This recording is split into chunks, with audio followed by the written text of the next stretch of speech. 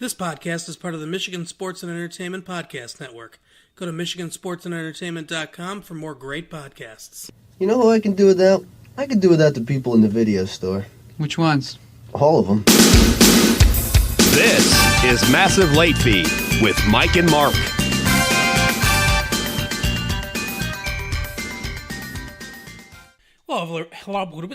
Hello, everyone. Welcome back to Massive Late Fee. My name is Mark. With me, as always, is my co-host, Mike. How you doing, Mike? Not too bad. How about you? Doing good. I thought about editing that out, but now the laughter won't make sense, so I'm not going to edit it out. So there you go. Yeah, I knew I was risking it with the laughter, but I couldn't stop. Well, I kind of laughed too, so we're good. But we've had a good week. I was like, you could cut this so I look like a complete maniac. We've had a good week here at Massive Late Fee. Our network is expanding. Some news about that I can't tell you yet. But there is some exciting news on the horizon about the podcast network, and all of you just stay tuned, and you're going to love it. I know it. Both your milkshakes. But we've got some exciting things happening, and I know Mike is super pumped about it because, you know, you can imagine that. You can imagine Mike getting super pumped about something, can't you? Anyway, what you're talking about, so. We have a new Twitter account for Retro Late Fee too, by the way. You can go to @RetroLateFee on Twitter and find our Twitter account. Carol is doing some diary entries. So like every day she's going to do a diary entry from her 1994 diary and put it... Not a live journal? Yeah, it's sort of like that, yeah. And she's going to put it on Twitter. Retro Late Fee will be retweeting all that. And check out the episode that came out 2 days ago from when you're listening to this. Today, from when we're recording this, we talked 1994's Stephen King's The Stand.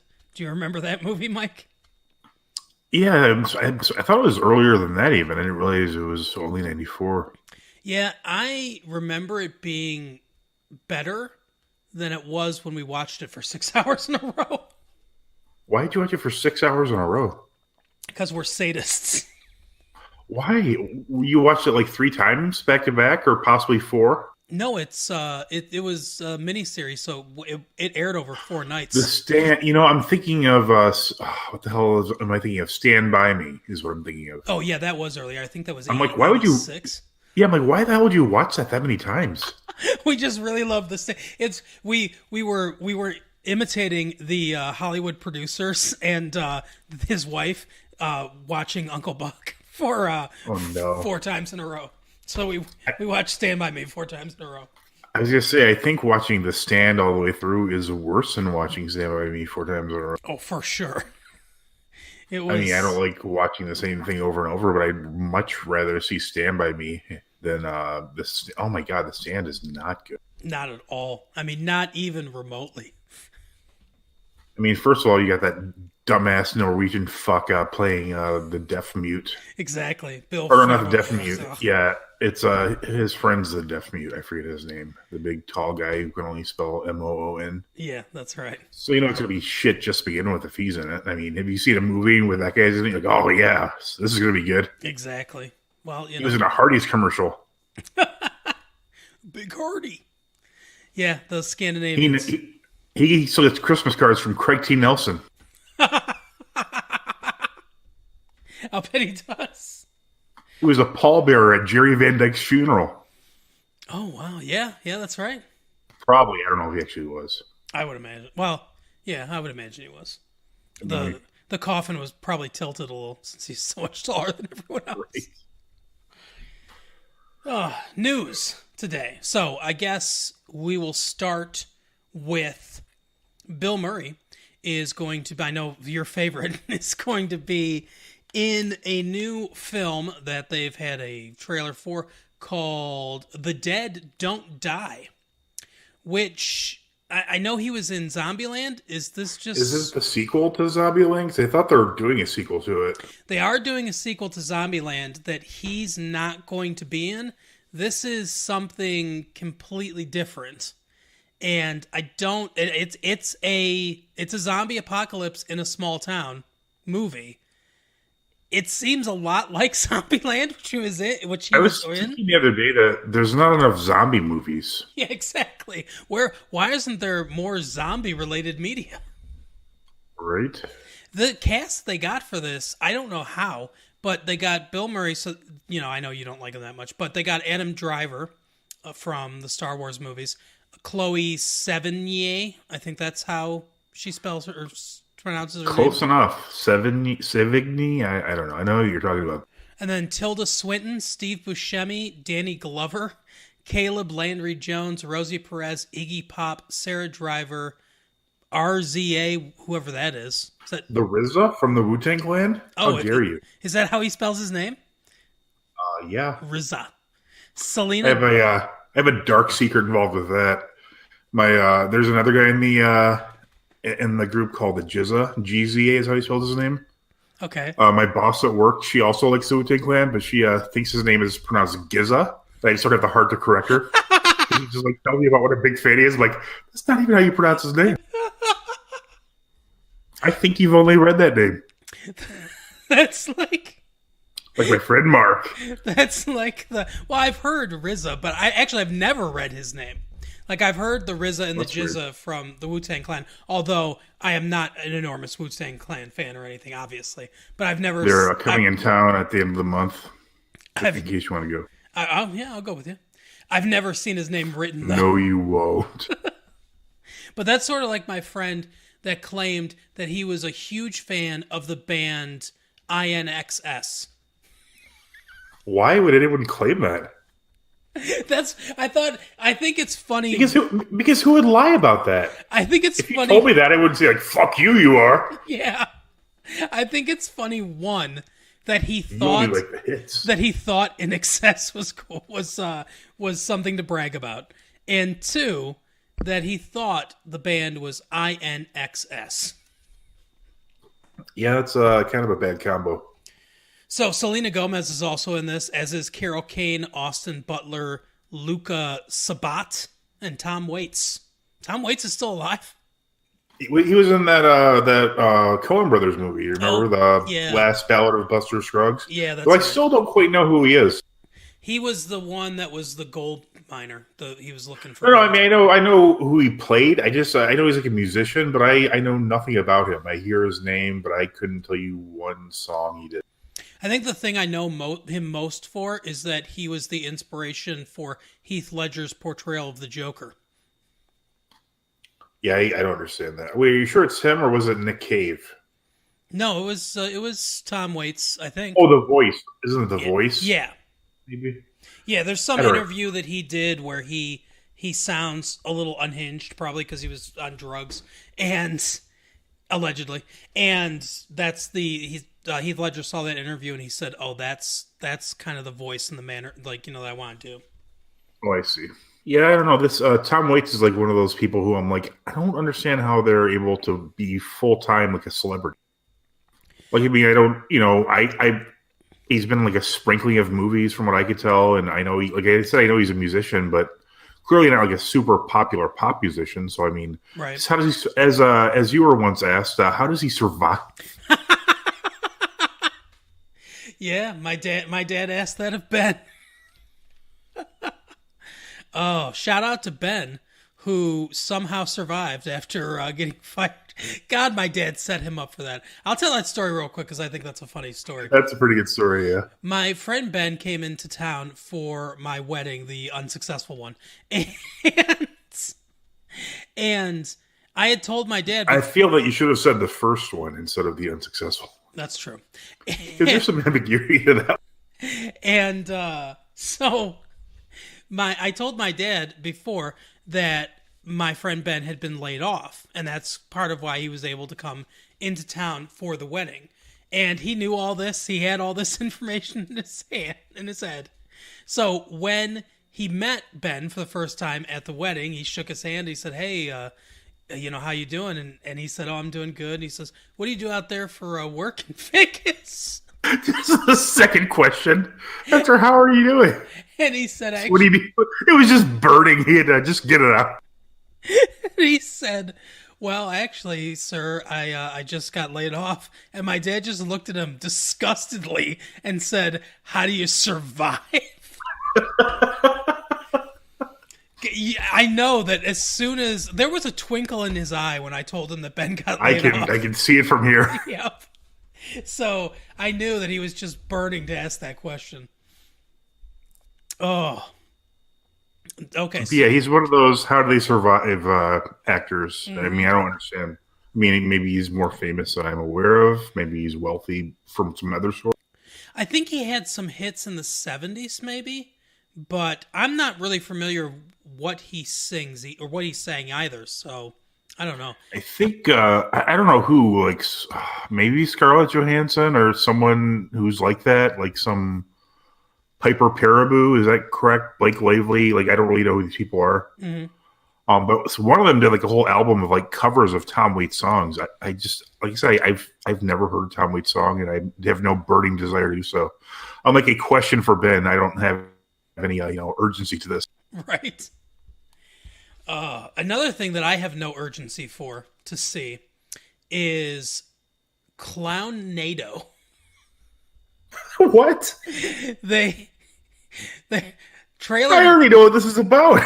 Trailer number 2 has come out for the film Clown-nado, which How did I miss trailer number 1 is what I want to know. Which channels Sharknado, but with clowns. Would they just kill the clowns?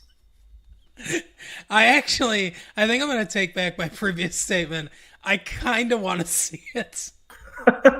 Is it on like Sci-Fi, hopefully? I believe it is a Sci-Fi Channel original. Yeah, I know. Yeah, okay, I'll see that then. I know the Asylum has the NATO franchise. Lockdown. Whatever they decide to call it, but because there's Sharknado and I don't know, there's others. Was anybody really watching Sharknado like near the end? I watched the very last one just because it was going to be the last one. Mm-hmm. I don't know why. I didn't really watch any of the ones before that, and it wasn't very good. Yeah, I have never seen Sharknado actually, or any of them. So I don't know. Like tons and tons of cameos, like in the later ones of the series. Like Penn Jillette on his podcast was talking about how he was, there to shoot for a day, and there are all these other like, kind of like his level of like celebrities like there that were all in the movie, I guess. Huh, interesting. So Clown-nado centers on a group of cursed demonic circus clowns who set out on a vengeful massacre. In order to accomplish this, they naturally decide to use tornadoes. What? A stripper, an Elvis impersonator, a truck driver, a teen runaway, and a random dude get caught in the supernatural battle. Yeah, because the rest are perfectly orderly. Right.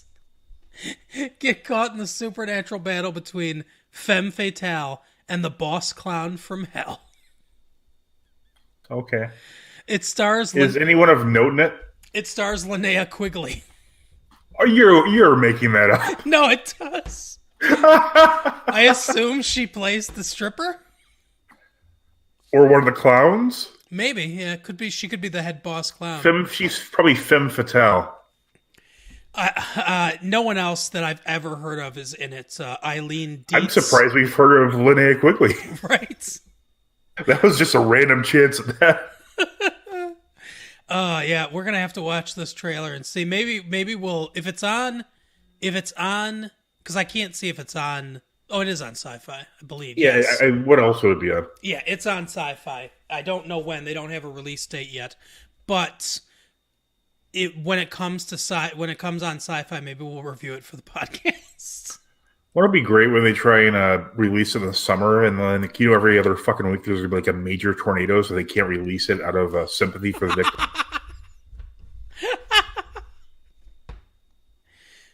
Oh, and then since It 2 is coming out, there'll also be a bunch of weird clown instances. Oh yeah. Like there'll be like people like outside like elementary schools and shit again, or like driving through drive-throughs. So we'll just never see this movie. Hopefully, some of those people that do that clown thing and go out and try to scare people get swept up by some tornadoes. That would be awesome. Clown-nado by accident. Here's the tagline for Clown-nado. It's about to get twisted. Oh, come on. You know there's going to be balloon animals now. Oh my god. Clown NATO. Wow. Hey, is this the news segment we're doing? Yes. Yeah. You heard that Tim Conway passed away? Mm-hmm. I did. I heard that. Yeah, I'm not on. Again, I've seen him on stuff before. He was Dorf, I believe. Yes, that's correct. I couldn't. I know he was on the Carol Burnett show. Yeah. Some other stuff, I assume. Carol Did Burnett's he have his probably own what he's show? I most don't know. famous for. I think Carol Burnett's probably what he's most famous for. It said he was on McHale's Navy too, actually, before that. Oh, the original, maybe. Yeah, I suppose that I didn't watch a lot of that one, the original one. Yeah, it didn't look very good whenever it was on.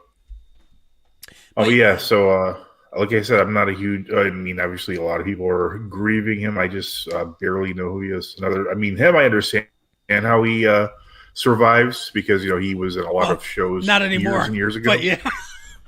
Well, how he survived.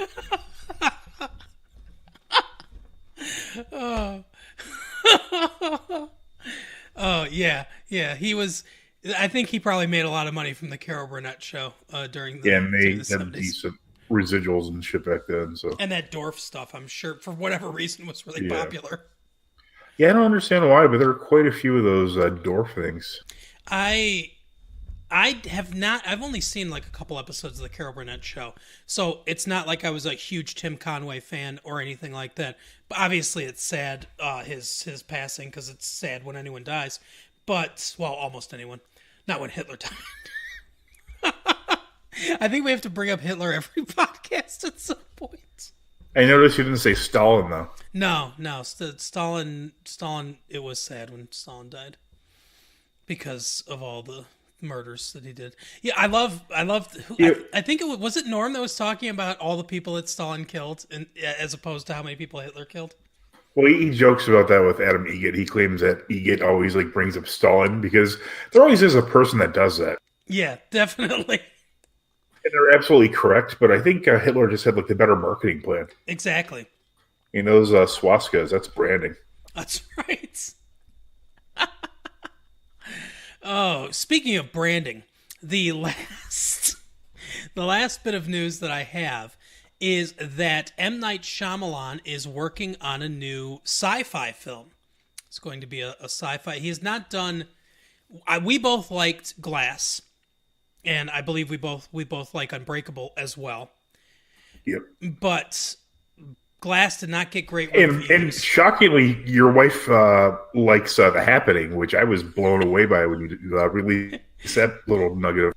Yeah, I just think I don't know what. It's not like she has horrible taste. I mean, she married me, but it's not like she has horrible taste in other things.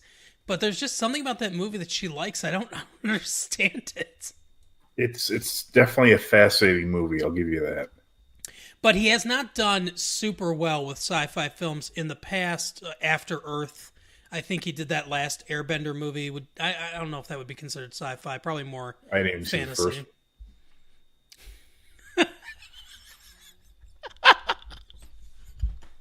I don't know why that joke makes me laugh so much.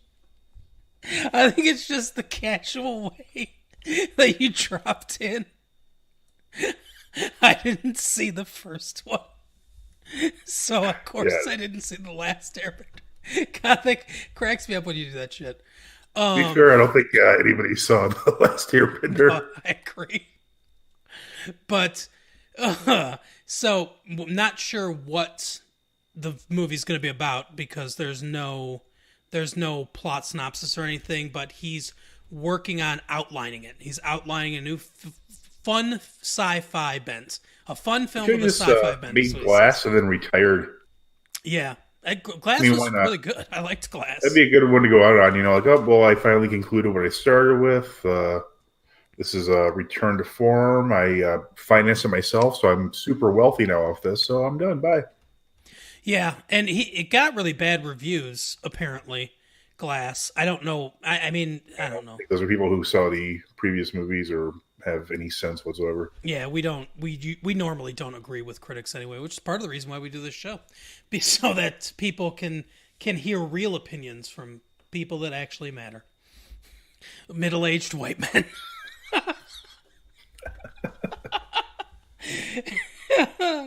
So now we'll go to educating Mike. Unless you've got more news. You got any more news? No. Okay.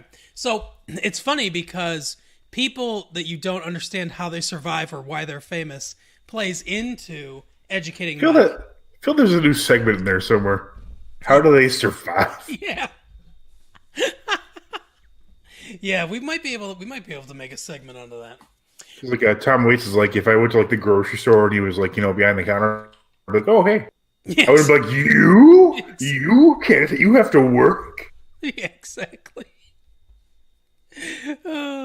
So since we're doing Game of Thrones again, this week, and spoilers. Obviously, as always, spoilers throughout the entire episode for Game of Thrones. Yeah. We're just going to start the next episode off with spoilers. Daenerys was murdered. Boom. Right, exactly. But anyway, so because there was so much disaster in this episode of Game of Thrones, I thought, let's do Disaster Movie. The parody film from Friedberg and Seltzer, the Kings of Schlock. And Mike, have you seen Disaster Movie? I'm aware of it. It's like one of those like when they would do like what do you call it, like scary movie. Yeah. And then they eventually just went to like genres or something like that. Like they just really like how are there even enough current disaster movies to make an interesting parody sketch, let alone a 90-minute movie? Well, we're about to find out. There are. We're about to find out, but I doubt they'll be interesting. This film stars Kim Kardashian, who I was referring to as to how does she survive? Why is she famous? But also, just like Hitler, branding. Yeah, exactly. Superior branding. So, in the year 10,001 BC, which I guess, is that a 10,000 BC joke? I don't know. It's a joke about a Raquel Welch film from 1968, so I'm sure that really actually hit with the audience. There was another movie also called 10,000 BC. It was like, I don't think it did well at all in the movie theater. Like, yeah, I don't even know what it was about. Was that the one that had the drummer from the Beatles? No. I'm gonna have to look this up because there are two movies that came out around the same time. They might have both had similar names. One of them, I think, like it was like a comedy with like either Jack Black or Will Ferrell and I think Michael Cera were in it. Oh yeah, Jack Black and Michael Cera. I can't remember the name of that one, but yes, that was one that took place. I don't think it was called 10,000 BC, but it was something with BC or something. I don't know. But there was a movie with, like I said, it was like an epic tale about like someone, and they were like fighting like a Smilodon and all that stuff. But yeah, I'm pretty sure that is a reference. Go ahead and continue. I'll look it up and I'll barge in whenever I find it out. Sounds good. A caveman runs away from a predator through a plane and immediately gets into a fight with wolf. What the? Did Freeberg and Seltzer write this Wikipedia plot? That sentence does not make sense in any way. Yeah. In the year 10,001 BC. I'm sorry, real quick. Yeah, go ahead. The movie was called 10,000 BC, and it was like an epic adventure film, which I don't think did very well. Oh, okay. In the year 10,001 BC, a caveman runs away from a predator through a plane, Plain, and immediately gets when they say through a plane, they mean he's running across the plane? Or through like a jet plane? I don't know. Well, it's spelled differently than that one, but yeah, I don't know that I rely on the spelling. And immediately gets into a fight with Wolf. I don't know who that is, but apparently someone named Wolf. After defeating him, the caveman then encounters the predator, a saber-toothed, gasoline-drinking Amy Winehouse. I think that's definitely a reference to that 10,000 BC movie then. That didn't that joke didn't last very well after her death. Who informs him that the world will I think end? they played a clip at the funeral. Right. Who informs him that the world will end on August 29th, 2008, and that their fate lies in a crystal skull. God. Jeez. Why though? They Why? just found out like the title of these movies and just threw it in there, I think. Exactly. The sequence is then revealed to be a dream of every man. Literally every man. Just Will. In the present day. He finds out that his girlfriend, Amy, played by Vanessa Milenio. Okay. I don't know who that is having an affair with Flava Flav. And she breaks up with him because he is not admitting his true feelings for her. So this is a disaster movie in the fact that they're, like you said, just name-checking other movies that have anything to do with disaster, because Crystal Skull is not a disaster movie. Yeah. And do you think reality shows. people who made this movie proudly brought like their significant others to the screening to see it for the first time? I have no idea. And how awkward do you think? And how awkward do you think that conversation was on the drive home? Like, so did you like the movie? I don't even know if Friedberg and Seltzer are capable of being married or having a family. I feel like they were hatched in some nightmare dungeon to make terrible movies. And a place that's only going for the technically good, as in a profitable movie. Like they could get. There's enough idiots in the country that'll go and see these movies in the theaters. Unfortunately, this movie's budget was $20 million. It made $34.8 million. See? Later that day, Will has a super duper Sweet 16 party. Yeah, this is just, it's disaster, but it's reality TV. Yeah. Despite being 25 years old. The guests include Junie, based on Juno, I'm guessing. Dr. Phil, Will's best friend. Probably actually played by Dr. Phil. Yeah. Will's best friend, Calvin. And Anton Chigurh from No Country for Old Men. What? I mean, it's not actually him, but yeah, he's just Anton Chigurh, among others. So those were the famous ones. Everyone else is in Also Rand. During the party, Amy arrives with her new boyfriend, a Calvin Klein. Pauly Shore. You're right. A Calvin Klein underwear model. The party then comes to a halt when the room shakes and the lights go out. A bulletin on the radio claims there is a meteor shower and it is the end of the world. Okay. That's quite succinct. Soon after, the city starts to freeze over, like in The Day After Tomorrow. So this movie was made in 2008, so that's a 4-year-old reference at this point. And Will, Junie, Calvin, and Calvin's girlfriend Lisa, played by Kim Kardashian, retreat to a garage for shelter. When Junie mentions that the calamities are caused by global warming, Will realizes his dream about Amy Winehouse could be related. When the world starts to end, he realizes that maybe his dream about the end of the world is related to the end of the world. Could be. Later, Will is chided by the others for not committing himself to his relationship with Amy. I hate how they write these Wikipedia things. That's just a weird little factoid to put at the end of this paragraph that leads to nothing. The gang leaves the garage and Will gets a call from Amy where he admits his feelings for her, but before the call is dropped. He decides to go to rescue Amy. Lisa is later killed by a meteor. So that's Kim Kardashian. So I guess that's something good about the movie. Oh, it was Kim Kardashian and she wasn't just like a character? Yeah, her name was Lisa and it was played by the actual Kim Kardashian. Weird. While the others comfort a distraught Calvin, Giselle from Enchanted, goddamn, a prostitute, climbs out of a manhole and gets hit by a taxi. So that's a joke. First of all, that sentence only exists in this plot summary to explain one of the jokes, And that joke is just based on seeing the trailer for the 2007 film Enchanted. Yeah, probably.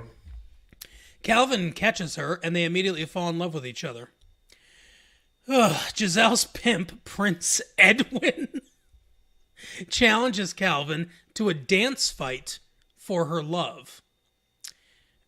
But apparently that's based on Step Up to the Streets. But a tornado... So, and the funny thing is it's not referencing Sharknado. It's referencing the 1996 film Twister. Jeez. That is a pretty old reference. Appears and Prince Edwin escapes. Iron Man, Hellboy, and the Hulk attempt to fight it. The tornado? But are all one best supporting actor in Twister. That's true. The Wind. That's right. But all are defeated by cows thrown by the tornado. Awesome. After time, that scene's got to be great. After taking shelter, Will, Junie, Calvin, and Giselle encounter rabid knockoffs of Alvin the Chipmunks. Jeez. Who attack the gang and kill Junie. The Chipmunks then go after Will and Calvin, but they trap them in a trash can, fatally suffocating them as they attempt to escape. Is that based on the Garbage Pail Kids? I don't know. On their way to the museum where Amy is trapped, the group runs into Batman, who informs them, what the fuck is this movie? Who informs them that they must go to evacuation buses and there will be no chance of survival if they go to save Amy. With time against them, Princess Giselle kills Speed Racer, and the group hijacks his Mach 5 to drive to the museum. What is even going on in this movie at this point? It's like they just took a bunch of pop culture shit, put it in a blender, and whatever came out, it's like, that's what I think I know who wrote this after all. Yeah, who? A certain gentleman who wrote a certain Ready Player One.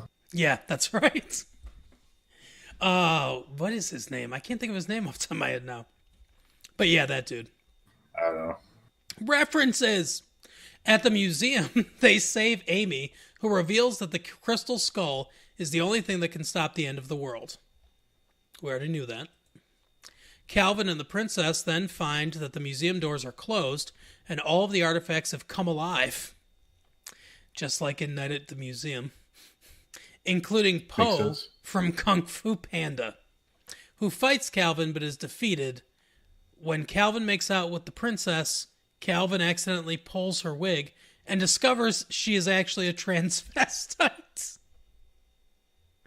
While this happens, Po takes out a katana and kills Calvin and the princess. Great. Meanwhile, Will and Amy run into nude Beowulf. They ran out of... What? They ran out of movies. And Beowulf actually was a movie that came out around that time with yeah. Angelina Jolie as that's right. his mother, Grendel, maybe. Yeah, you're right. I thought that they were far be it from me to think that they'd actually read a piece of literature. Yeah, I don't think that's happening. After Beowulf is defeated, Will and Amy encounter Indiana Jones. We knew that was coming. Who is revealed to be Will's father. Indy tries to put the crystal skull on the altar, but he has an accident. They don't say what it is. Yeah, I don't know. Maybe he pees his pants because, Harrison Ford is getting to that age. Yeah, probably. Will does it instead, and he averts further destruction. The film ends with a wedding ceremony for Will and Amy being performed by the Guru Shitka from The Love Guru. Oh, no. Oh, my God. The film ends with an extensive musical number about all the characters dating each other, which sets off a chain ending with the Chipmunks. Great. Okay. Disaster movie was panned by critics. Shocked. On Rotten Tomatoes, the film has an approval rating of 1%. Jeez. The site's consensus reads, returning to their seemingly bottomless well of flatulence humor, racial stereotypes, and stale pop culture gags, Jason Freeberg and Aaron Seltzer have produced what is arguably their worst, quote, movie yet. Holy shit. Okay, so here's a couple reviews from Disaster Movie. The fact that aspiring actors, directors, and writers can't find work while this crap is produced is absolutely appalling. Wow. The second review is titled, "There's just no point anymore." Jeez. Is that a suicide letter / review? Seriously? This movie is forcing people to kill themselves. My corpse will be the one hitting post reply. The third one said just titled "My Eyes." Oh my god! Oh, and this might be the best, like the most apt title for any of the reviews. Wait, what? Honestly, what is wrong with you, Hollywood? That's the first line of that review. Nice. Oh, okay. So, Parents' Guide for Disaster Movie. Sex and nudity is moderate. Overall, the film has no female nudity, just cleavage, and only male bare bottom. Bullshit. Bullshit. They also say in the second sentence, this, quote, movie is nothing more than unfunny pop culture gags and stupid sex jokes. That's in the nudity section. Oh, a completely nude... I don't feel that's nudity at all. That's just your opinion. Pretty much. A completely nude young man is shown in a full frontal pose, but the area between knees and abdomen is pixelated out. Oh, God. So he's not shown, in other words. Correct. There's a lot in the sex and nudity especially for it, at the beginning saying overall the film has no female nudity. The last one in, let's see. Oh, there apparently frequent full frontal male nudity, quote, or parentheses, not in the PG-13 version. Apparently there's a unrated version of this film with frequent full frontal male nudity. I think they call that the Andy Dick cut. A comical penis biting scene, which is also not in the PG-13 version. It's a reference to what's that movie? Lars von Trier something. Oh, Lars von Trier. So it came out a few years ago. That's a reference to. Willem Dafoe was in it. Antichrist, I think, was the name of it. Yeah, I think I know what you're talking about. I think it's just called Antichrist, but I could be wrong. Every time I think of that, or every time I hear that word, I think of Christopher Walken saying that. The Antichrist. That's from a movie. Anyway. Yeah. What were those movies called again? That's, well, he was in, The Rapture, maybe? Yeah, something like that. But that line's actually from, the one that Quentin Tarantino wrote, but didn't, True Romance. Because he says, "Do you know who I am?" Because he's playing that mob guy. The Antichrist. Yeah. Violence and gore. The film is a series of abruptly changing scenes of earthquakes, tornadoes, mass assassinations, pregnancy. What? Is pregnancy violence and gore? Childbirth and emergency situations, violent fistfights, female wrestling matches, multiple automatic gunshots, dismemberment, stabbings, martial arts bouts, attacks by rabid chipmunks, and museum statues that become animated, and attacks by deranged superheroes. All right. Let's see, alcohol and drugs. A pregnant teen pours a pint of vodka into a gallon of orange juice and chugs it at a party, saying it is time to get the baby drunk. What? That's very dark. What the fuck? A young woman takes a gallon of scotch out of her big hairdo and chugs it. She does not seem affected by it. Why would she choose scotch if she's gonna chug it? Seriously. Song lyrics contain the phrase "hooked on reefer." What? A young woman holds a cigar in her mouth briefly in a quick camera pan over her face. The cigar is unlit. Okay. Frightening and intense scenes. Was that a reference to the Clinton campaign? Right, apparently. Frightening and intense scenes. It says severe for frightening and intense scenes. Now, here's the two items in here. A horrible film that wastes time. Parentheses and money for theater goers. And then the most frightening part of the movie is its stupidity. Considering how mind-numbingly horrible it is, do not watch this horrible movie. Watch something else. So, apparently the frightening intense scenes that are severe is just warnings from people from the Parents' Guide not to watch the movie. Oh, that is Disaster Movie. A movie I haven't seen, and I'm not gonna, not even for you podcast listeners, will I watch that movie. But I hear it's terrible. Doesn't sound good. So now we will move on to Keeping Current with Mike. Well, this is the segment of the show where we plumb the depths of some gossip column or, I don't know, something, Weekly World News website. Where are we going today, Mike? Well, I've quickly realized that I don't really know a lot of different names of gossip magazines, so I'm kind of going back to one of the ones I've already gone to. It's In Touch magazine. All right, In Touch. A bunch of exclusives now. Yeah, a lot of exclusives, but just keeping us all in touch because I know that's where we want to be current with Mike keeping. And again, I've gone to the wrong website, so I'm trying to solve. Is this the UK one?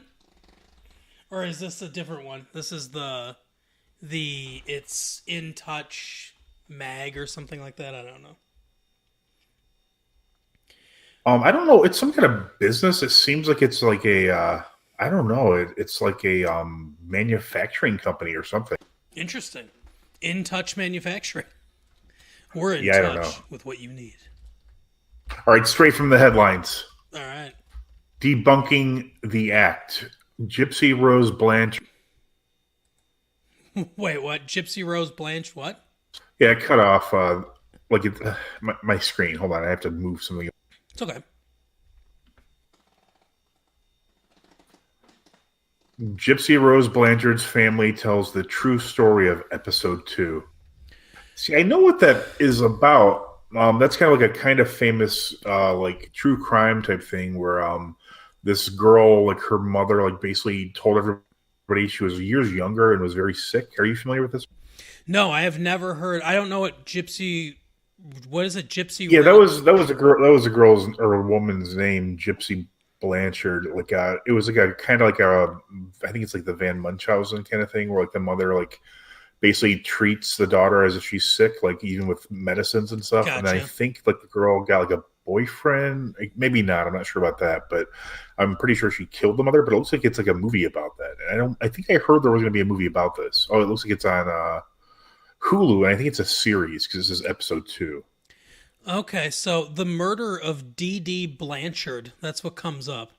Yeah, that sounds. On the night of August 14th, 2015, sheriff's deputies in Greene County, Missouri, found the body of D.D. Blanchard, who was born May 3rd, 1967, in Louisiana, face down in the bedroom of her house just outside Springfield, lying on the bed in a pool of blood from the stab wounds inflicted several days earlier.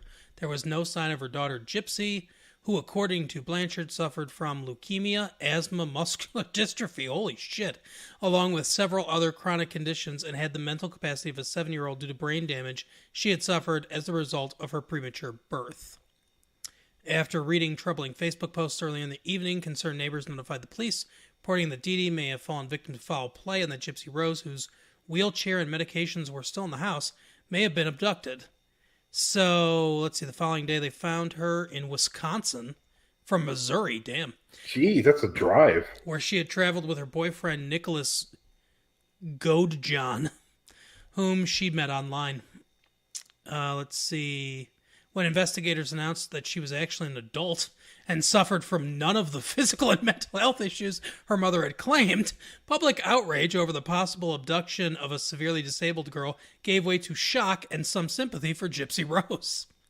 Yeah, I would say so. Further investigation found that some of the doctors who had examined Gypsy Rose had found no evidence of the claimed disorders. One physician suspected Munchausen syndrome by proxy, a mental disorder where a patient or other caregiver exaggerates, fabricates, or induces illnesses in a person under their care to obtain sympathy or attention.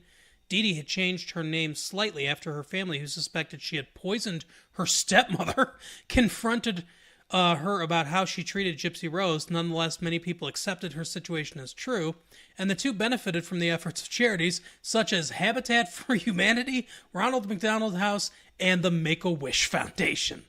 Holy shit. So she psychologically abused her daughter, and her daughter killed her, I guess. Yes. Wow. But I think there was like some question about the whether, how much her daughter was like involved, like if she was fully like, not participating, or if she was participating somewhat, Right. Like if she was in fact taking advantage of it. I mean, I don't really know. I'm not super familiar with this specific case, but yeah, I actually knew everything in that one. I was pretty surprised. Yeah, I might actually watch that on Hulu now, honestly. It sounds interesting. Oh, can you believe that we forgot to put in our news update that Disney is buying Hulu? Oh, I didn't read that. They are? Oh, breaking news. Disney is buying Hulu. My finger is firmly on the pulse. I saw this coming, though, because... I get that from Mark's news desk, actually, so it was him. I did see this coming because they owned a bit of Hulu anyway, and after they bought Fox, I think they had something like 40% or 30% of Hulu. And yeah, I think like each network initially put up like a third, so I think they had like a third, and then now they're going to get a third from Comcast, I think. Yeah. They already have controlling interest. They can, do whatever they want. And yeah, and so I remember thinking when they bought Fox, why they would do their Disney Plus thing? Why not just make Hulu their Disney Plus? Buy it all and make that. But I assume what they're going to do, I think what they'll probably do is they'll keep the Disney family friendly stuff over there, as well as some of the Marvel things and those kind of cinematic universes like Star Wars and things like that. And then I think on Hulu they'll probably have a lot of the Fox properties that they bought, a lot of Fox properties that they own, like Aliens and things like that, stuff that they wouldn't necessarily want on their Disney Plus option. How long do you think it'll be until they start releasing major movies strictly on their platform? Like, the next Avengers level type movie is released solely on Disney Plus. Yeah, I think that's going to happen. I really do. I mean, how long? It's inevitable, I think. But how long do you think it's going to be? 5 years? Less than that? I would say probably 5 to 10. I think in the next 5 to 10 years that will happen.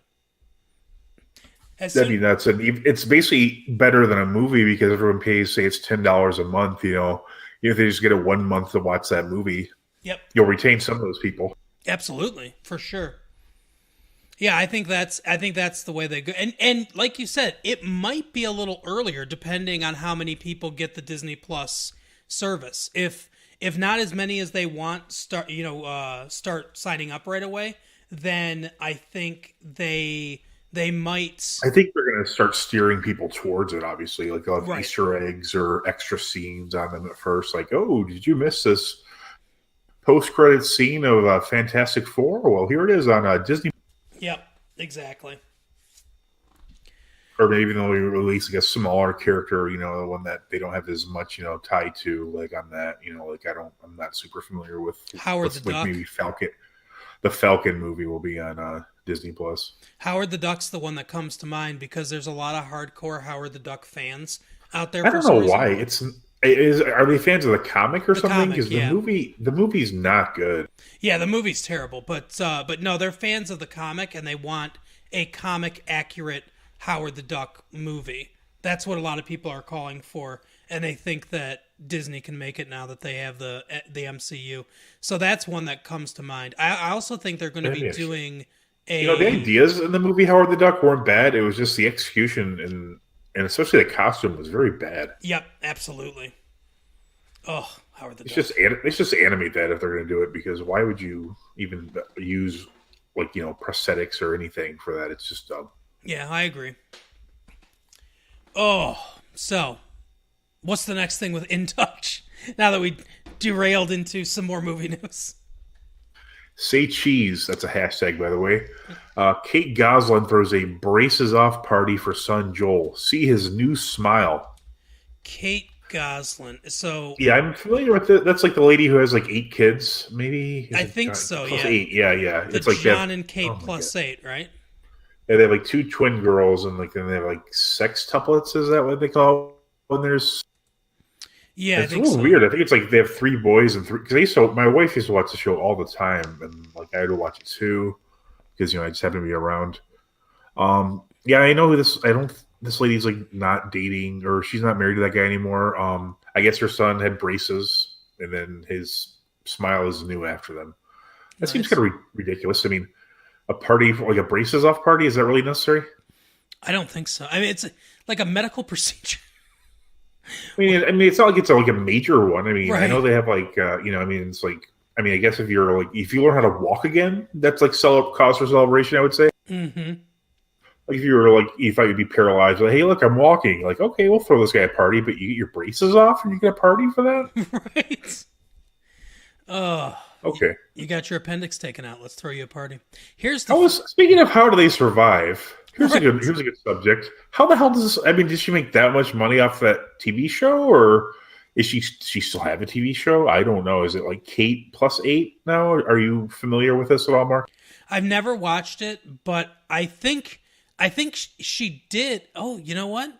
She still does have a show. This show is still on the. How is this show still on the air? But it's on the air still. Yeah, here's her filmography.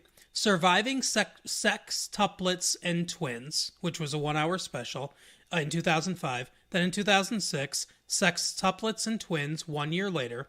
Then in 2007, they got that TV show John and Kate plus 8, which became just /Kate plus 8 when they got divorced. And I feel like now I don't know if any of this is true. This is just stuff that I think I heard about this, but I think he cheated on her, or for some reason he was some sort of like weird creepy guy that everyone started hating. That's why they were all on her side. That's probably just what the cameras want you to see, though, because they probably had a better deal or better prospects with Kate plus 8 rather than John visits his 8 children.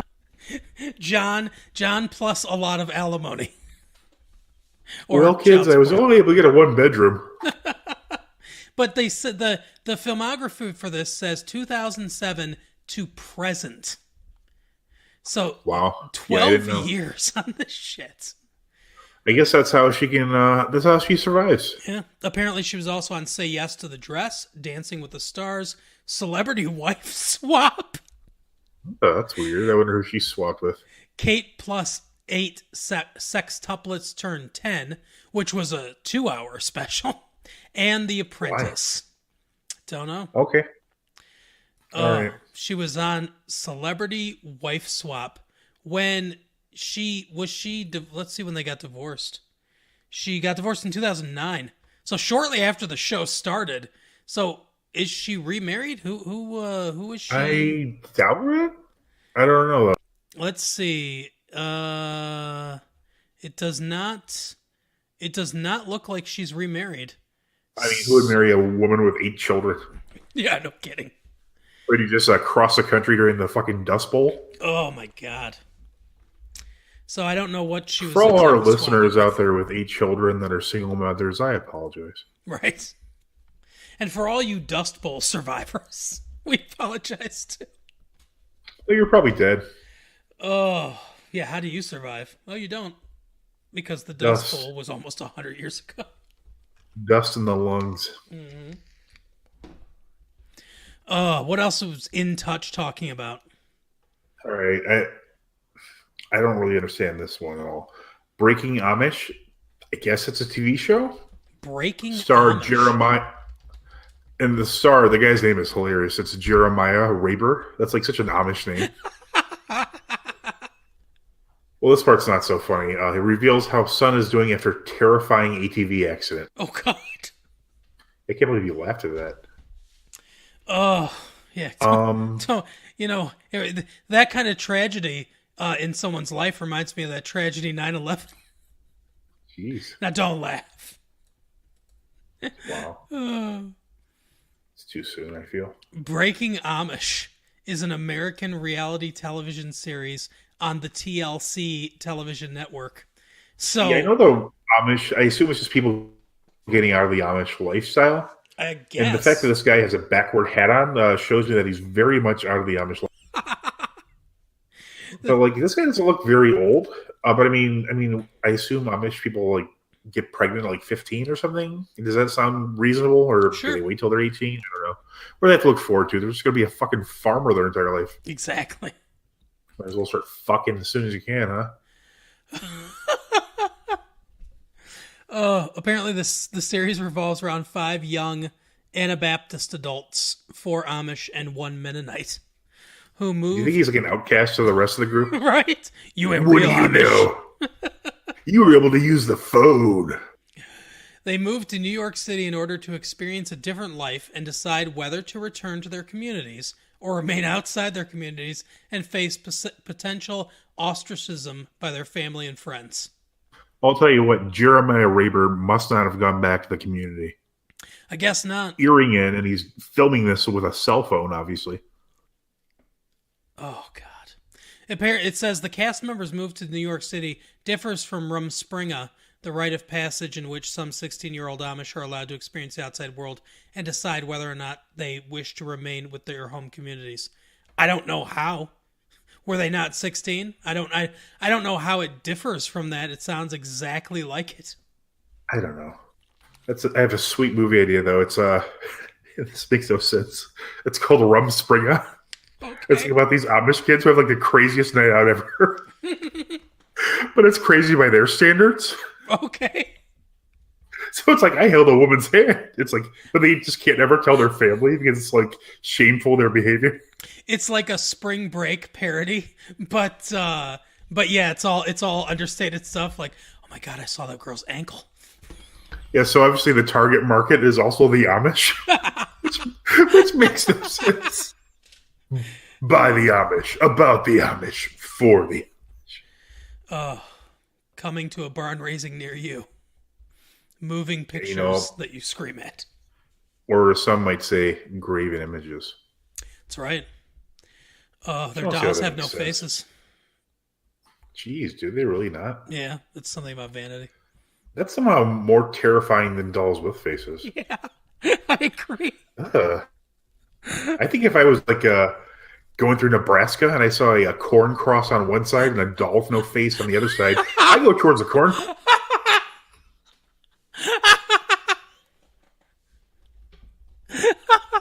And we both know that's not the correct decision in this case. Oh God. Oh my God. Oh. Oh. Yeah, I've never heard of Breaking Amish. But fuck him. I don't know how his son's doing. I assume he's okay because he's not in a hospital room. Yeah. Yeah, hopefully. And he's wearing like a shirt, so he's not like all serious. I'm sure he's fine. Yeah, hopefully. We'll just assume that he's fine. But do you think he thought, obviously as like a young child, he never thought he'd have to worry about a terrifying ATV accident? No kidding. Do you think that makes him like second guess like his decision? I mean, I guess there's plenty of opportunity for mayhem and carnage with like, horses and livestock and stuff. Yeah, that's true. Do you think if he told his father about this, can you imagine how fucking smug that guy was? Yeah, the guy A bicycle with 4 wheels, you say? when he came back to the Powered by gasoline. when he came back to the farm with his son and told him the story, his dad probably just stared at him and said, "Living out there, how do you survive?" Just a fad.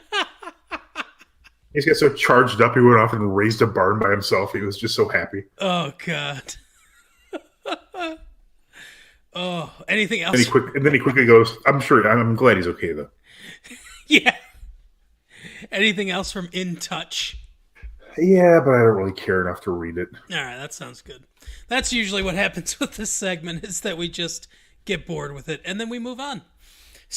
We quickly go off subject, try and figure out where we started at, and then we're done.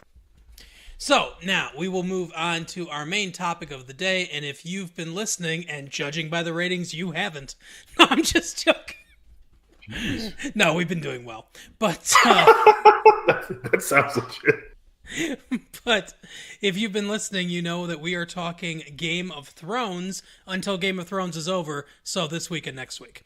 We're just doing a scene-by-scene breakdown of Disaster Movie. Exactly. And then we're going to do an audio drama that just does a scene-by-scene remake of Disaster Movie. Yes.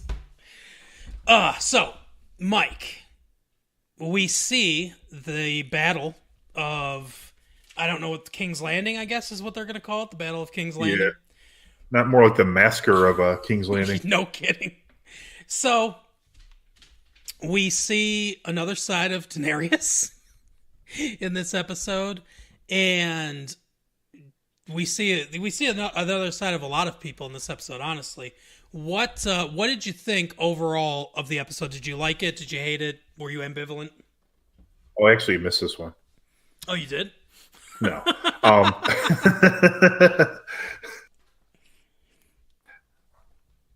No, I saw this one. It's okay. I mean, I saw it twice. I don't know if you watched it more than. Yeah, I watched it twice too. Yeah. So it's like the first time it's like a lot to take in. But I mean, the second time I saw it, I didn't like it nearly as much. Mm-hmm. I think again, there's an issue that they just rushed the season too much. I mean, they took like a 2-year break almost, and then they just came back for a shortened season. If we had this podcast earlier in the show, this is my biggest complaint about Game of Thrones. They always complain that the books are, getting behind, but then they just skip shit that's in the books. They could have like 15 years of stories, no problem, if they just stuck to the book. I mean, obviously there's issues with the kids getting older. I mean, that's the biggest problem right there. And then, I think the timeline of the books isn't going to be 15 years when it's all said and done. It might be like 5 or 10 at the most. Right. But it's like, you're just speeding things up. Like, I don't know. What did you think about this episode? Well, I'm coming from a different perspective than a lot of people are, I think. But I am sort of conflicted on this. I do think they're definitely rushing things, obviously. I mean, they only have 6 episodes in this season to wrap basically everything up. It's a quick turn for Daenerys from where she started to where she is now, but I do see some of the seeds of why she did what she did. I have a slight defense of why she did what she did, but yeah, overall, it's definitely, a lot of it feels rushed. I liked it. It wasn't my favorite episode of the show so far. I mean, not close to my favorite episode of the show, but I didn't hate it as much as a lot of other people did hate it. But I think if you put yourself in Daenerys' shoes, Varys betrays her, obviously. A lot of her other advisors have been killed, like Missandei, and the guy in the Sully. Yeah, exactly. So they're and Jorah Mormont as well. So they're gone, and she feels alone, and she feels betrayed by Jon Snow, the guy that she's in love with. That's also her nephew, and so she feels alone, and then she's on her dragon in the city, just staring at this castle, this symbol of everything that was taken away from her family, everything that she was stripped of. And she says to Jon Snow that people love him and no one loves her, basically. That people fear her, but they don't love her. So I think in that moment, the fear is actually hers.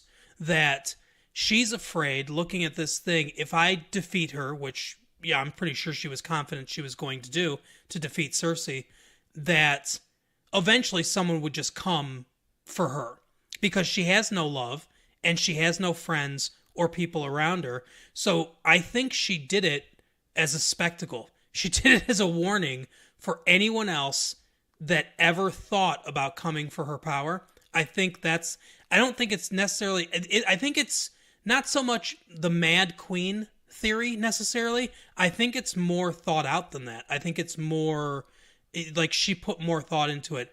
I might be reading too much into it, but that's sort of the impression that I got watching it, which made it a little bit better for me than a lot of other people, I think, that felt like this kind of came out of nowhere.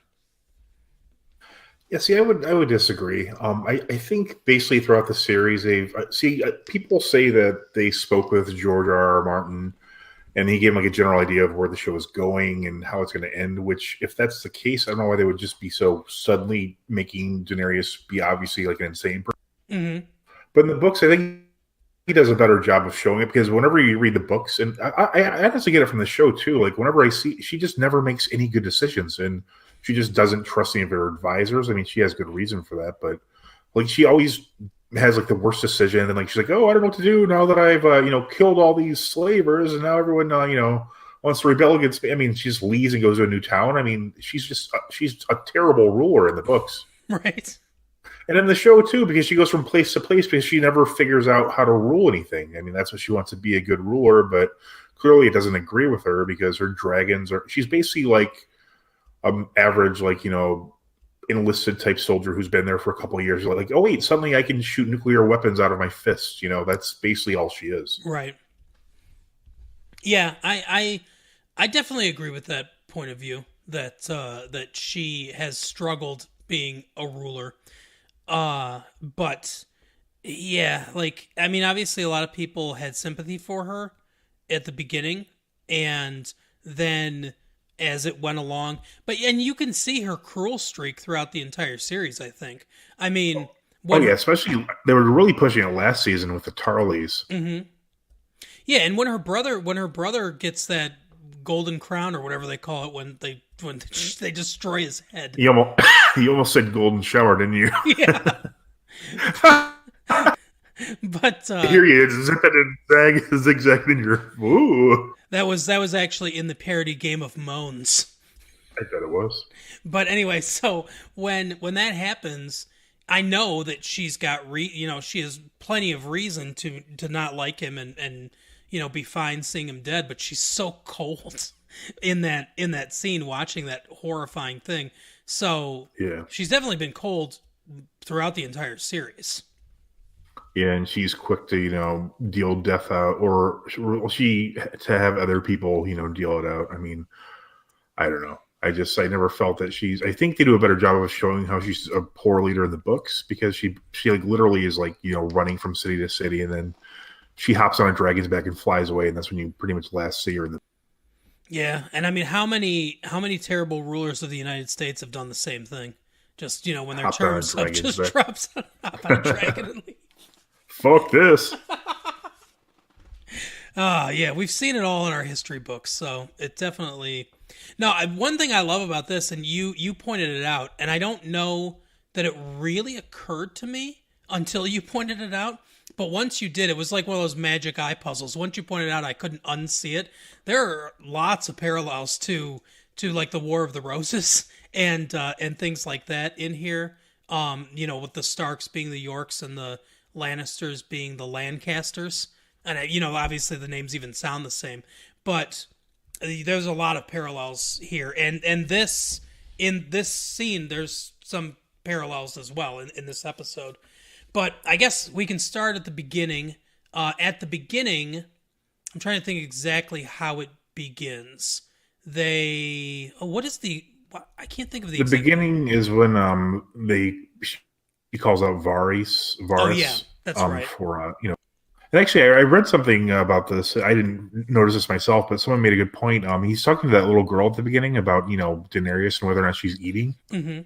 And he says something to her. It's like really kind of weird. He's like, oh well, no matter he's like, she's like, oh, they're watching me. He's like, oh, just keep trying. The greater the risk, the greater the reward. So some people like speculate that he was like trying to poison Daenerys with the food. Yeah. So she was obviously grieving over. My wife told me she gets upset every time I say this character's name because we never get it right. Missandei, I think. Okay, Missandei. Sorry, yeah, Alex. now that she's dead and we'll never say her fucking name again, I got it right. But yeah, so she's obviously grieving. So some people speculate Varys was trying to kill that character. Mm-hmm. But then obviously he's executed, which I feel that a lot of these characters deserve much better deaths, and that's definitely an issue in this episode. Yes, because the way Cersei and Jaime are killed is just dumb. I agree. That's one of my biggest complaints. And it goes back to me all the way back to the last season when Littlefinger, who's like this mastermind character throughout the entire series, like everything that's happening is all due to his machinations of him or some third thing. Mm-hmm. But yeah, it's just, it's always, he's killed off screen. It's like, why would you kill him? They might as well have killed Cersei and Jaime off screen too, because it's like, oh, well, a wall's falling on us. These are like great characters, especially Cersei is like one of the best villains ever on like a TV series. There's gonna be like, yeah, the wall's falling down. I think she deserves a better ending than that for sure. I agree. Absolutely. Like I said, that's one of my biggest complaints about this episode. Yeah, and then the show too, I think, has some great villains that have been, on the show for quite some time. We had Cersei Lannister, and then we also had the Night King, for a few seasons, mm-hmm. and so they don't even bring them to the end of they're like, yeah, we're done with you. So they suddenly have this new villain, Daenerys, and it's just not nearly as impactful if she's really only been the villain for one or two episodes, if that. Yep, I agree. And it's really it's really like in the previews they show like Daenerys and all the Unsullied in the city and the Dothraki, and it's like, I guess they could kill Daenerys, but then what are they gonna do about all the rest of them? The Dothraki and the Unsullied are like at her command. I don't think you could just sweep them off the rug. They're like, oh well, she's dead. All right, you got us. Right. Yeah. So that scene where Varys gets killed. Like you said, probably could have deserved a better death scene, but I did think it was one of the more effective cinematography scenes in the episode, with the dragon just kind of appearing behind her, like from the darkness. I thought that was kind of cool. It was like a creepy visual. Yeah. But yeah, so Varys gets killed, and then they have their little meeting where Tyrion basically says, if they ring the bells and open the gates, that means they're surrendering, so please don't kill all the civilians in that case. And she seems to agree to that. And then Jaime just gets captured. He's going to... So, like we speculated in the last episode, is he going to kill Cersei? Is he going to be with her? Obviously, he was going to be with her. I think maybe he saw that she was going to lose, that it was the end. Yeah, and he saw the writing on the wall and just wanted closure, and he just felt he should go out when he came in with her, you might as well go out. Right. So B gets captured, and Tyrion makes a deal to get him free so that he can go to Cersei, and he tries to get her to... She tells him to take her, out to the shore, and there'll be a dinghy waiting there, and they can escape and go someplace to live. Yeah, we should point out too that he was like on like his last strike with Daenerys was like he told Varys, I think. So if he screws up again, she's going to kill him. She says. So he basically says, "Well, I'm going to die for this, but I can't let them kill my brother because they always have had like even there's been moments where they haven't had a great relationship, but there's always like that lasting bond between the two."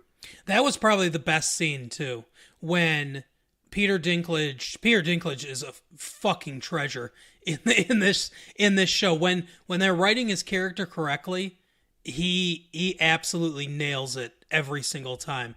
But his little like mini monologue to Jamie when he said that if it wasn't for him, he wouldn't have survived his childhood, and you really feel the depth of emotion between the two of them, and what, the good side of Jamie that was there, that helped his brother through this when he was a kid. And that's one of the most emotionally effective scenes, I think, in the episode. But then they go, so then he sets him free, and then the battle basically starts after this. And it's not really much of a battle. Oh, no, not at all. And it's funny because in the last episode, one of the dragons gets killed by... Yeah, look, I put out in the last episode, why doesn't she just fry the fleet, with the dragon she's on? Mm-hmm. What does she do with the very first fucking thing in this... Yeah, destroys the entire fleet that seemed so invincible in the last episode. Yeah, just with no effort at all. It wasn't even... There was no trying. I mean, it wasn't even... It would have been better, I think, had the dragon the other dragon not been killed in the previous episode, and then you could kill it in this episode. You could at least make it look like a struggle. It's hard for her to keep dodging, these arrows and everything. You have a feeling that the producer in charge of monitoring the special effects budget was like, yeah, we got to kill this dragon. Yeah, I think that's probably it. We're out of money, guys. We're out of dragon money. Yeah. You want to lose Theon, or do you want to have a dragon for 5 more seconds? Right, exactly. Sorry, Theon. But so yeah, she totally torches the fleet, and then comes up behind the ones guarding the wall, fries all them. It's like you were talking about, like firebombing Dresden or something like that. She absolutely clears the way for everyone to come in. And again, it's a question of why didn't she do the exact same thing with the Battle of Winterfell? Mm-hmm. I mean, she could. I mean, I know there was visibility issues, but still. Mm-hmm. Exactly, like we said, send the Dothraki to absolute pitch black to die, or at least try to do something. Like you said in that episode, at least light the way. Right. Lucy, light the way. Yeah. So they march into the city. She lands her dragon on top of the building, and they wait, and they wait and they wait. And then finally they drop their swords. They ring the bell, and she stares for a little bit and then says, fuck it, and starts killing everyone. Yes, every single person. Just absolutely tears through the entire little town. And I can't remember what I always forget what they call it. King's Landing? Yeah, I know it's King's Landing, but they call the little town in front of it something else. I don't know. Something Keep or something like that. The Red Keep? Yeah. I think it's a building in King's Landing. Okay. So anyway, she's torching through all of it. One of the things I kind of like is that we're on the ground for most of it, so we see a lot of the devastation. We see a lot of the actual personal loss. It's so funny to me because it's like she comes to rule these people, and she's like, oh, what's easier is just murdering all of them. Yeah, she's like, obviously makes the decision to rule by terror, or very likely she's just insane because she's a Targaryen. Yeah. So she does that, and then the soldiers, when she does that, they take the cue to start, killing, so they start killing people and start raping people. We don't obviously see any of it, but it's pretty clear, they're grabbing at the women and stuff like that. And that's sort of what they're going after. And Jon Snow is the only one that's kind of keeping his moral compass in this carnage that's around. Yeah, this is, of course, Tyrion begs her not to do this. And basically, Varys also said, yeah, you probably don't want to go in and kill everybody in the city. Again, she was advised not to do this, but she knows better. Yeah. So then we cut to Arya and the Hound, and they come all the way there. They come all the way to King's Landing for him to turn around and look at her and say, hey, I've lived my whole life trying to get revenge, and there's only one thing that happens when you live a life of vengeance. You're going to die. So, why don't you leave? We came all the way here, and I could have said this at any point during the ride, but I'm going to say it right here when you're in the heart of the city and you have the longest journey out of this fucking nightmare. What's kind of funny is the last time they traveled together, it didn't end well when they went to the twin towers. Not the twin towers. Oh, speaking of 9/11, the twins. Where the Freys held the Red Wedding. Yep. They both showed up there and yeah. So she decides that she's not going to live a life of vengeance and turns around and starts to leave, and then we get to see her with all the people, and that's kind of, it seems to me that the theme of this episode is dying together or, being together. Arya is trying to get that little girl and her mom out of the city, and, Daenerys comes down and does the fire thing, and the next time we see them, they're like welded together, like burnt together, which is a heart-wrenching, sight to see. And then it's obviously a visual reference to the atomic bombs. Yep. Or something like Dresden. Yeah. And then obviously Jaime and Cersei die together. The Hound and his brother die together. There's just a whole bunch of people dying together in this episode, and I think that's somewhat of the theme. I understand it, but it doesn't fully work for me. Especially, like you said, the way Cersei and Jaime die together is just stupid, in my opinion. Yeah, it was. I mean, I understand why. I mean, create another episode just to have them like die in like a majestic type of way, because they're both great characters who had Cersei basically didn't have any character development whatsoever. Mm-hmm. Jaime, went like all the way from like villain to not so bad guy after. Yeah, exactly. But then he went to go fuck his sister again, so there's that. Right. What's kind of messed up is that saying that his experience with Brienne of Tarth was so bad. He's like, nah, I know what I want. I need some more of my sister. Yeah.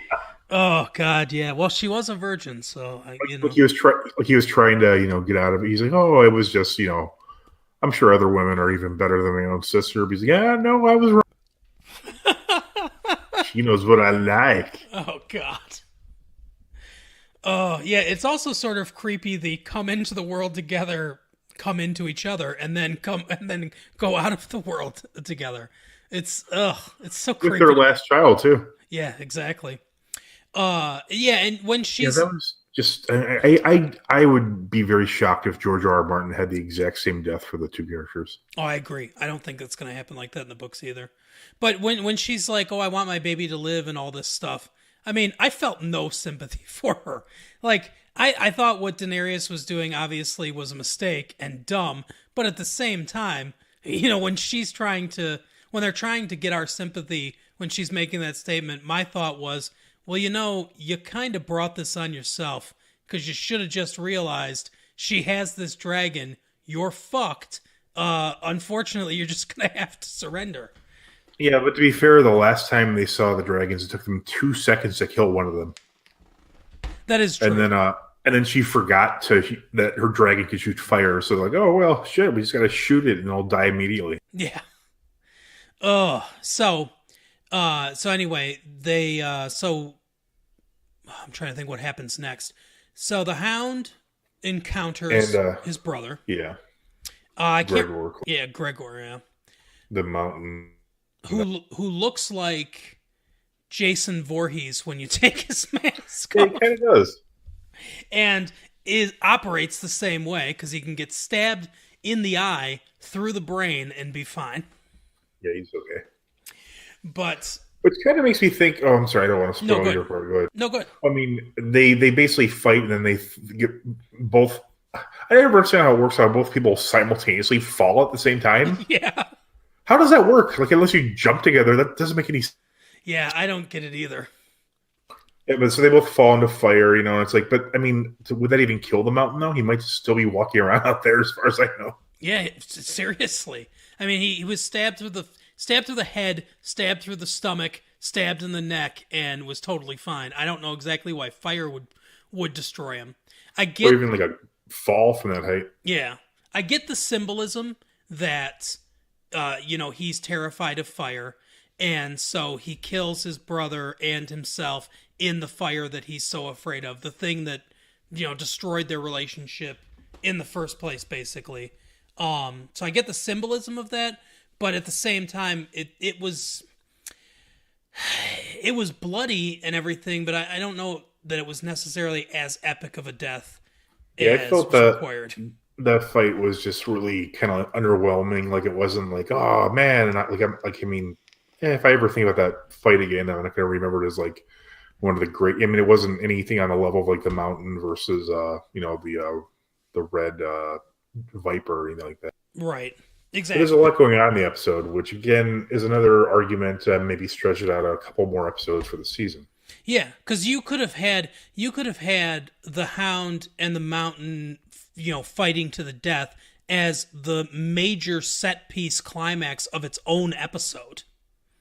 Yeah, and again, if they follow the books, that actually is probably going to take place differently. Like it probably is going to be like a more formal duel between the two of them. If what looks like it's going to happen in the book, so it is definitely more dramatic than just like, hey, there's my brother, we're fighting to death. Oh, and we both jumped off at the same time and died. Right. We decided we're both going to jump off this castle at the same time. Yeah, like were they like, oh man, I was going to jump and that would have killed you somehow? Like what? What does that make sense?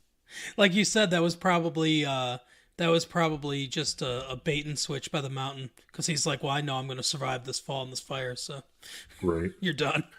Wouldn't it be great if at the end of the next episode he's sitting on the Iron Throne with like the remainder of the White Walkers are just like risen back to death? Right. I think Qyburn is dead actually, which who cares? I mean, didn't the Mountain kill him? I don't even remember how he died. Cersei told him to kill Qyburn. I think you're right. Yeah. But so then Cersei flees. Jaime finds her. First, Yeah, he fights. He just randomly kind of runs into Euron Greyjoy. yes, and they fight, and another underwhelming sort of. It's scene. worse than the Mountain. I mean, just first of all, Jaime should be able to just kick the guy's ass because he's a pirate, and pirates aren't known for being excellent sword fighters. Exactly. I mean, he doesn't obviously, but in the books, Euron is actually like a lot more like powerful seeming. Like he seems like a good fighter. But this guy, I don't even understand how this guy's menacing at all. Like at no time does this character like, oh wow, watch out, it's Euron Greyjoy. He's just kind of there, Yep. Yeah. Like it's like, oh, okay, Euron's there, and now he's not. Oh, he's the leader of like 5,000 like pirates. That's weird. He doesn't seem especially capable of anything. Yeah. Exactly. He seems like a little weasel, honestly. Yeah, and that's not how he is in the books at all. He's like kind of like almost an evil type character. Yeah, I'm going to start reading these books because they sound really interesting. They're really good on audiobook actually. Okay, I'll check that out for sure. I think we have Audible, so I will definitely check them out. But anyway, so Cersei leaves. Oh yeah, they fight. He stabs him twice in the sides and basically says, "Well, I killed you," and Jaime kills him, and then goes and finds Cersei just randomly. They just randomly happen to find each other, and he takes her to where he thinks they'll be able to get away. And obviously, since carnage is going on everywhere, every exit has been caved in, blocked up with stones. He knows they're not going to get out. So then he just goes to her, says that, we're all that matter. Basically, he tries to comfort her when he knows that they're going to die right there. And they end up dying. And that's basically it, I think, right? That's Arya, sees the other two burned, like we said. And then there's just a horse out of nowhere that she climbs on and rides out of the city. And that is the end of the episode. It's a horse. Deal with it. But yeah, the like you said, the first time I watched it, there was more of an emotional impact to me because of all the carnage and seeing the people on the ground. The second time I watched it, when I knew what to expect, was the time I was able to examine it more for this review, kind of like really pay attention to plot beats and things like that. The cinematography is fantastic. The technical aspects of actually making, I almost said making a movie, because these basically feel like little movies. But the technical aspects of making this TV show are on point. They have a fantastic crew, and the cinematography was great. The way everything was filmed was great. The way the action was shot was good. There's not, like a bunch of unsteady cam and tons of cross cutting or anything. They do smart cross cuts. They know how to film action. All the technical aspects were great, but the writing, the character motivations, the plot points, things like that were just, it's just rushed and it's just off. It's not satisfying from a story point of view. Like you said, there's, Cersei and Jaime dying because of a secondary action.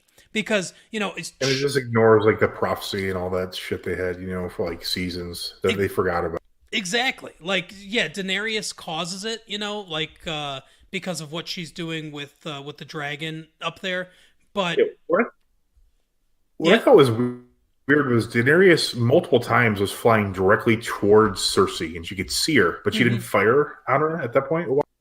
Yeah, I kept saying, like when she was staring at the castle and everything, I kept saying, okay, why burn everyone? Just fly to the building where she's standing at the window and just burn that part of the building. Just go and kill her, and then you're done. And she was also, if you recall, she was warned that they were letting the people into the city, so it'd be mostly innocents in there by like Tyrion, like a couple episodes ago. Yeah. So she was fully aware that she was just killing innocents for the most part. Mm-hmm. Yeah. And so obviously she has turned full evil. Like you said, they, instead of this being a, 2-season or even 1-season arc for her character, it's been like a 2-episode arc for her character. If that, yeah. So it feels really abrupt to turn this bad this quickly. But yeah, that is the episode. Yeah, honestly, I think a lot of it too is like Daenerys is a character that a lot of people like, and I just don't understand why they like her. I mean, she's got like badass dragons, but other than that, I mean, she's not a great leader. She's not a fighter. She's not especially wise or clever. Mm-hmm. I just don't understand the fascination with character. But I mean, so to me, someone who is not a huge fan of the character anyways and has read the books, I mean, it makes sense that that's where she would end up, but just not this quickly. It's very weird. Yeah, I agree. I could already say, even if the next episode's fantastic, the whole series is ending on a bad note. Yeah, I agree. Unfortunately, yeah, it's too rushed. It's too much too quickly. Like the carefully strung out characters and plots, and tiny things that you notice that come up later they're just like either not going to happen or they're just going to blow right by the screen. It's just ridiculous. And I wonder, like you've pointed out a couple times, I wonder if they've just run out of money. I mean, this has got to make a lot of money for HBO, so I would think... Yeah, I don't think that's it. I bet the creators want to do something else now, though. Yeah. Well, they're supposed to be doing that Knights of the Old Republic Star Wars thing. Yeah, and I don't think the parts that are beyond the books are not... I mean, the earlier seasons are way better than the later seasons, in my opinion. Mm-hmm. Like they don't. I mean, if that's any indication of how good they are, original screenplays. I mean, not that I'd see a Star Wars movie anyway, but I mean, it doesn't speak very well about the quality of their work, in my opinion. Yeah, I think that a lot of people because a lot of people have wanted to see, a lot of hardcore Star Wars fans have wanted to see the Knights of the Old Republic for a while. I'm not one of them, because even though I like maybe a third of the Star Wars films, I've never read any of the books. I've never seen any of the TV shows. I've never delved into any of the extended universe or whatever expanded universe, I think they call it. I've never delved into any of that. So I don't, and I've never really played the video games. So I don't know what Knights of the Old Republic is or what what it entails necessarily. I mean, from context clues, I assume it means Jedi Knights from a long time ago before the Skywalker stuff. They have video games on Xbox. I played the first, and I don't know if there's any more than the first two. I enjoy the games, but yeah, I think it's thousands, if not tens of. I don't think it's 10,000 years before the original trilogy or whatever. Mm-hmm. Yeah, it's like a ancient tale. But yeah, a lot of hardcore Star Wars fans are really looking forward to it, and I think a lot of them, at least from what I've seen online, a lot of them are tempering their expectations based on this, the last few episodes of Game of Thrones that they're underwhelmed with. So I feel that Star Wars fans who are into it so deep that they care about the Knights of the Old Republic have to temper a lot of expectations in general. No kidding. They have to temper expectations of getting girlfriends. Oh, so before we go for the night, let us have some predictions. Let's do some predictions of what we think is going to happen in the final episode. Mike, what do you think the major events of the final episode will be, and who do you think is going to be on the Iron Throne? Well, I think Daenerys is going to be killed. I don't know if it's going to be Jon or Arya who kills her, though, but I think it's going to be Jon. Okay. They're on the throne, but I would like to think he's wise enough to put somebody who's smarter than him on there. So I'm thinking he'll put Tyrion. He'll abdicate the throne to Tyrion. Final answer, and Davos will be the Hand of the King. Interesting. So that's sort of that was sort of Stephen King's prediction, is that Tyrion would be on the throne. How did he get to that? He just said he didn't actually come up with any reasoning. He just on Twitter said that he thought that Tyrion would be the one on the throne at the end. Well, you're saying Stephen King cut to the chase on something? Yeah, I know. It's I don't want to bore you with the details or anything. But I think everyone, I know a lot of people are going to want to see Jon Snow on the throne. I think there's a healthy contingent that want to see Tyrion on the throne too. Obviously, I don't think it's going to be Daenerys. I think that they'll end up killing Daenerys. I think it's possible that Tyrion is the one that kills Daenerys. That through some sort of I think Jon and Tyrion will join forces to try to stop her, obviously. But I feel like Tyrion is going to be the one to get her, especially considering how shocked and appalled he was by everything that she was doing in that final episode. I wouldn't be shocked if she orders Grey Worm to imprison him, especially since I don't know if she even knows that Jaime's gone. I guess he's not in the jail, right? Right. So she'll probably. My guess is she'll probably have him almost about to be Dracarys, and then Arya or Jon will kill her and stop her.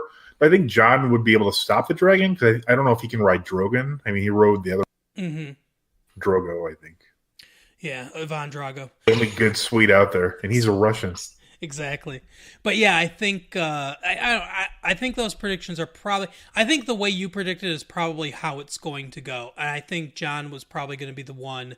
And it'll be some big emotional thing where, he loves her, but he's got to kill her for the good of everybody. There was a lot of talk about watching the first season. And in the first season, Jon has a long talk with Jaime about what it was like to kill the king because, the king went insane and had to be killed.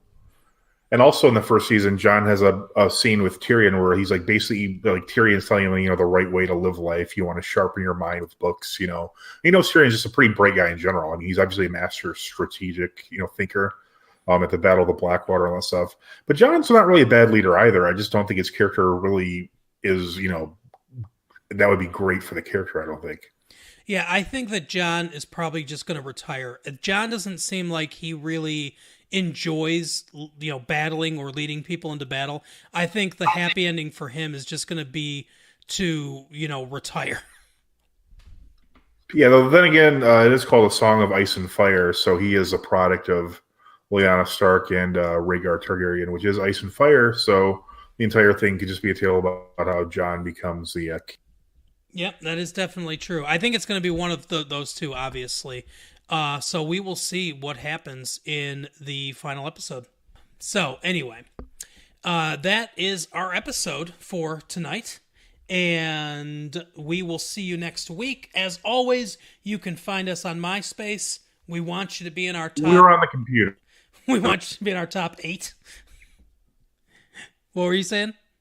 We're on the computer. Yeah, we are on the computer. Look for us anywhere that you can find stuff on the computer. Massive Late Fee and Retro Late Fee. All the places.